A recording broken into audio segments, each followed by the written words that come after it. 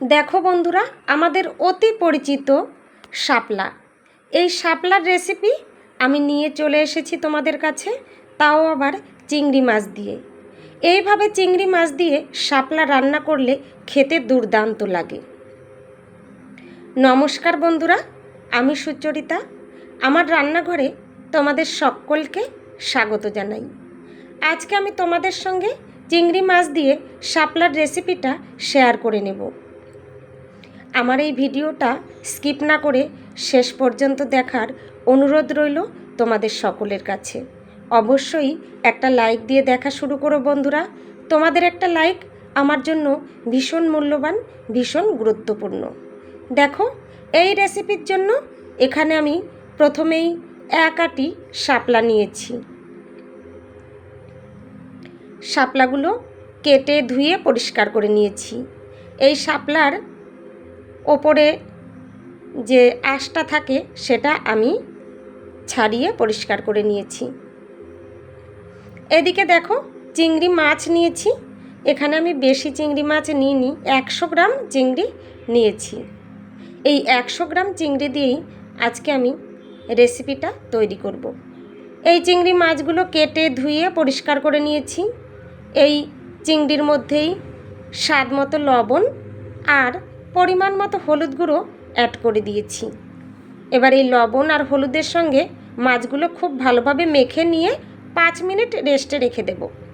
5 minute পর gas ওভেনের কাছে চলে এসেছি। গ্যাস ওভেন অন করে একটা কড়াই গরম করে নিয়েছি। এই কড়াইয়ের মধ্যেই একটু সর্ষের তেল অ্যাড করে দিয়েছি। এই তেলের মধ্যেই চিংড়ি মাছগুলো হালকা ভেজে নেব। দেখো, এই সর্ষের তেলটা একটু নেড়ে চেড়ে কড়াইয়ের গায়ে খুব ভালোভাবে লাগিয়ে নিলাম, আর এই তেল খুব ভালোভাবে গরম করে নিয়েছি। এই তেলের মধ্যেই চিংড়ি মাছগুলো ছেড়ে দিলাম ভাজার জন্য। একটু নেড়ে চেড়ে নেব, তেলের সঙ্গে মাছগুলো ভালোভাবে মিশিয়ে নেব। এই চিংড়ি মাছ বেশি কড়া করে ভাজা যাবে না। চিংড়ি মাছ বেশি ভাজা হলে শক্ত হয়ে যায়, খেতে অতটা ভালো লাগে না। সেজন্য আমি এখানে এই মাছগুলো হালকা ভেজে নেব। তোমরা যে সমস্ত বন্ধুরা আমার এই ভিডিওটা দেখছো অথচ একটা লাইক দিতে ভুলে গেছো, তোমাদের কাছে অনুরোধ রইল, প্লিজ একটা লাইক দিয়ে ভিডিওটা কন্টিনিউ করো তোমরা। দেখো, এখানে এই চিংড়ি মাছ আমার ভাজা হয়ে গেছে। এবার এগুলো নামিয়ে নেব। সবগুলো চিংড়ি মাছ আমি ভেজে নামিয়ে নিয়েছি। এবার এই কড়াইয়ের মধ্যে আমি পরিমাণ মতো সর্ষের তেল অ্যাড করে দিলাম। এই রান্নার জন্য যতটা তেলের প্রয়োজন সেই হিসাবেই এখানে আমি সর্ষের তেল দিয়েছি। এটা তোমরা তোমাদের পছন্দ মতো নেবে। রান্নায় কেউ কম তেল ব্যবহার করে, কেউ একটু বেশি ব্যবহার করে, তোমাদের আন্দাজ মতো তোমরা তেল নিয়ে নেবে। সর্ষের তেল গরম হয়ে গেছে, এর মধ্যে আমি কালো জিরে ফোড়ন দিয়ে দিলাম। 1/2 চামচের থেকে একটু কম কালো জিরে দিয়েছি। এই কালো জিরের থেকে একটা মিষ্টি স্মেল বেরোবে, তখন বুঝতে হবে কালো জিরেটা ঠিকমতো ভাজা হয়ে গেছে। কালো জিরে একটু ভেজে নিয়ে এর মধ্যেই একটা মিডিয়াম সাইজের পেঁয়াজ কুচি অ্যাড করে দিয়েছি। পেঁয়াজটা এখানে একটু নেড়ে চেড়ে নেব আর হালকা ভেজে নেব। পেঁয়াজটা একটু ভেজে নিয়েছি। এবার এর মধ্যে চেরা কাঁচা লঙ্কা অ্যাড করে দিলাম। লঙ্কার পরিমাণটা তোমরা তোমাদের পছন্দ মতো নেবে, যে যেমন ঝাল খেতে পছন্দ করো সেই হিসাবেই লঙ্কাটা দিয়ে দেবে।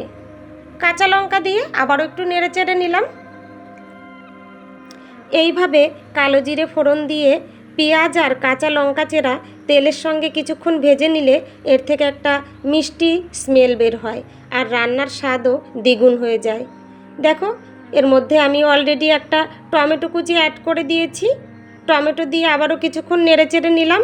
এখানে এই টমেটো নরম হওয়া পর্যন্ত রান্না করে নেব। এই সব কিছুক্ষণ ভেজে নিয়েছি। এবার এর মধ্যে বাটা মশলা অ্যাড করে দেব। দেখো, আমি এখানে 1/2 চামচের থেকেও একটু কম রসুন বাটা অ্যাড করে দিলাম, আর ওই পরিমাণেই আদা বাটা অ্যাড করে দিলাম। এবার এই আদা রসুন বাটাটা নেড়ে চেড়ে ভালোভাবে সব কিছুর সঙ্গে মিশিয়ে নেব। আদা রসুনের কাঁচা গন্ধটা চলে যাওয়া পর্যন্ত এখানে আমি রান্না করে নেব। এখানে কিছুক্ষণ রান্না করে নিয়েছি। আদা আর রসুনের কাঁচা গন্ধটা চলে গেছে। এবার এর মধ্যে স্বাদ মতো লবণ অ্যাড করে দিলাম। এতে করে কি হবে বলো তো, এই যে পেঁয়াজ টমেটো খুব তাড়াতাড়ি নরম হয়ে যাবে আর কষানোটাও খুব তাড়াতাড়ি হয়ে যাবে। কিছুক্ষণ কষিয়ে নিলাম। এবার এর মধ্যে গুঁড়ো মশলা অ্যাড করে দেব। হাফ চামচ জিরের গুঁড়ো অ্যাড করে দিলাম। এর সঙ্গেই অ্যাড করে দেব হাফ চামচ কাশ্মীরি লাল লঙ্কার গুঁড়ো, আর দিলাম হাফ চামচ হলুদ গুঁড়ো। এবার এই গুঁড়ো মশলাগুলো একটু নেড়ে চেড়ে নেব, সব মশলা একসঙ্গে মিশিয়ে নেব। এই কাশ্মীরি লাল লঙ্কার গুঁড়োটা অপশনাল, তোমাদের যদি পছন্দ না হয় তাহলে দেওয়ার দরকার নেই। এখানে আমি একটা সুন্দর কালারের জন্য এই কাশ্মীরি লাল লঙ্কার গুঁড়োটা ব্যবহার করেছি। এখানে কিছুক্ষণ নেড়ে চেড়ে নিলাম। এবার এর মধ্যে একটু জল অ্যাড করে দেব, যাতে গুঁড়ো মশলাটা জ্বলে না যায়। এইভাবে একটু জল দিয়ে মশলাগুলো কষালে কষানোটা খুব ভালোভাবে হয় আর খেতেও ভীষণ ভালো লাগে। গ্যাসের ফ্লেম লো টু মিডিয়ামে আছে। ঢাকনা দিয়ে ঢেকে 5-6 মিনিটের মতো এই মশলা আমি কষিয়ে নেব। মাঝে একবার ঢাকনা তুলে দিয়েছি, একটু নেড়ে চেড়ে নেব।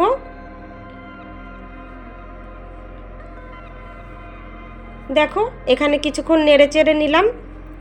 এই সময় এর মধ্যে ভেজে রাখা চিংড়ি মাছগুলো অ্যাড করে দিলাম। চিংড়ি মাছ দিয়ে আবারও একটু নেড়ে চেড়ে নেব। দেখো চিংড়ি মাছগুলো দিয়ে একটু নেড়ে চেড়ে নিলাম। আবার ঢাকনা দিয়ে ঢেকে দেব। দেখো এখানে আবার ঢাকনা দিয়ে ঢেকে রান্না করে নেব কিছুক্ষণ। এইভাবে মোট 5-6 মিনিটের মতো আমি মশলা কষিয়ে নিয়েছি। মশলা কষিয়ে নিয়ে আবার ঢাকনা তুলে দিয়েছি, একটু নেড়ে চেড়ে নেব। আমার এই রেসিপিটা যদি তোমাদের ভালো লাগে বন্ধুরা, তাহলে একটা লাইক দিয়ে ভিডিওটা শেষ পর্যন্ত দেখার অনুরোধ রইল তোমাদের কাছে। রেসিপিটা কেমন লাগলো সেটা কমেন্ট বক্সে কমেন্ট করে জানিও তোমরা। দেখো মশলা খুব ভালোভাবে কষিয়ে নিয়ে এর মধ্যে আমি শাপলাগুলো অ্যাড করে দিলাম।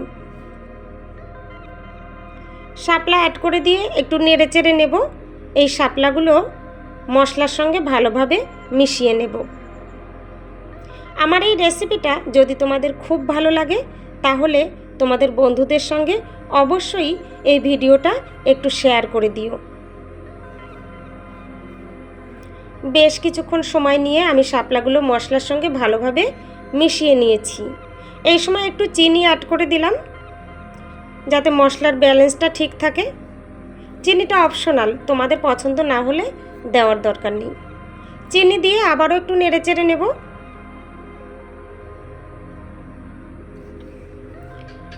গ্যাসের ফ্লেম একটু বাড়িয়ে দিয়েছি, কিছুক্ষণ রান্না করে নেব। এই সময় আমি ঢাকনা দিয়ে ঢেকে দিলাম।